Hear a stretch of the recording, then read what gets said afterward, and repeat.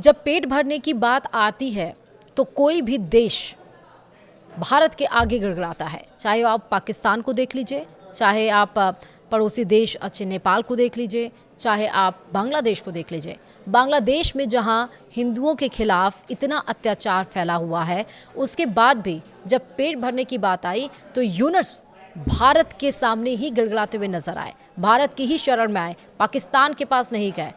तो क्यों बांग्लादेश हमारे पास आया है, क्यों यूनुस भारत की शरण में आए हैं, हम आपको बताएंगे इस वीडियो में विस्तार से। नमस्कार, आप देख रहे हैं न्यूज़ 18 का डिजिटल प्लेटफॉर्म। मैं हूं आपके साथ श्रुति श्रीवास्तव। भारत बांग्लादेश रिश्तों में इस वक्त राजनीतिक तनाव, विरोध प्रदर्शन और कूटनीतिक तल्खी जरूर दिख रही है, लेकिन जमीन पर हालात उतने सीधे नहीं हैं जितने बाहर से लगते हैं। इसकी सबसे बड़ी मिसाल बांग्लादेश का हालिया फैसला है, जिसमें उसने साफ कहा है कि वह राजनीति से अलग रखकर आर्थिक हित देखेगा और इस वजह से भारत से चावल खरीदेगा। बांग्लादेश की अंतरिम सरकार ने यह स्वीकार किया है कि अगर भारत से चावल सस्ता मिल रहा है तो उसे छोड़कर महंगे विकल्प चुनना कोई समझदारी नहीं होगी। यही कारण है कि बांग्लादेश ने भारत से 50,000 टन चावल खरीदने का फैसला किया है। दिलचस्प बात यह है कि उसी समय बांग्लादेश पाकिस्तान से भी 50,000 टन चावल खरीदेगा, लेकिन पाकिस्तान से यह सौदा भारत के मुकाबले काफ़ी महंगा पड़ रहा है। द डेली स्टार की रिपोर्ट के मुताबिक भारत से चावल करीब $355 यानी 31,792 रुपये प्रति टन में मिल रहा है, जबकि पाकिस्तान से वही चावल $395 यानी कि 35,374 प्रति टन में खरीदा जाएगा।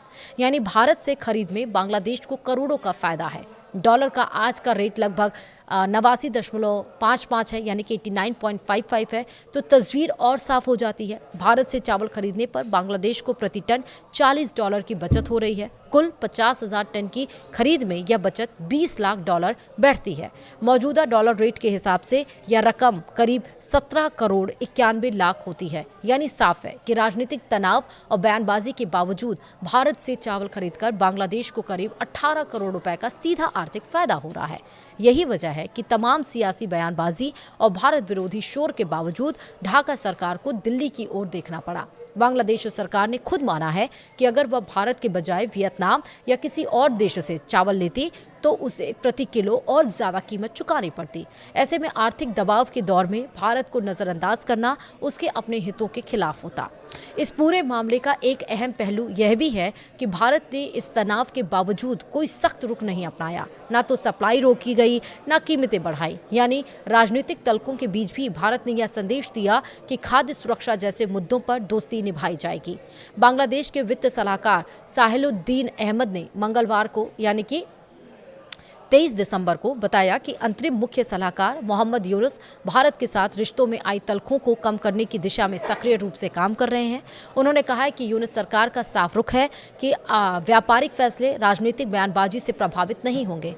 हाल के महीनों में भारत और बांग्लादेश के रिश्तों में तनाव बढ़ा है। दोनों देशों ने एक दूसरे के राजनयिकों को तलब किया, दूतावासों के बाहर प्रदर्शन हुए और तीखे बयान सामने आए। विशेषज्ञों के मुताबिक यह 1971 के बाद से सबसे निचला स्तर माना जा रहा है, लेकिन वित्त सलाहकार ने इस आकलन से आंशिक असहमति जताई। उनका कहना है, बाहर से भले ऐसा लगे कि हालात बहुत खराब है, लेकिन स्थिति इतनी भी नहीं बिगड़ी है। उन्होंने यह भी संकेत दिया कि कुछ बाहरी ताकतें या तत्व जानबूझकर भारत विरोधी माहौल बनाने की कोशिश कर रहे हैं, जो बांग्लादेश के राष्ट्रीय हित में नहीं है। कुल मिलाकर तस्वीर साफ है, राजनीति अपनी जगह, लेकिन जब बात पेट भरने और बाजार के खर्च की आती है तो बांग्लादेश को भारत की सबसे भरोसेमंद और सस्ता विकल्प दिख रहा है। यही वजह है कि तनाव के बीच भी भारत बांग्लादेश व्यापारिक रिश्ता टूटा नहीं, बल्कि जमीनी हकीकत के साथ आगे बढ़ता दिख रहा है। आपका क्या सोचना है इस वीडियो में? क्या ये करना चाहिए या नहीं? कमेंट में अपनी राय दें। वीडियो में इतना ही। नमस्कार।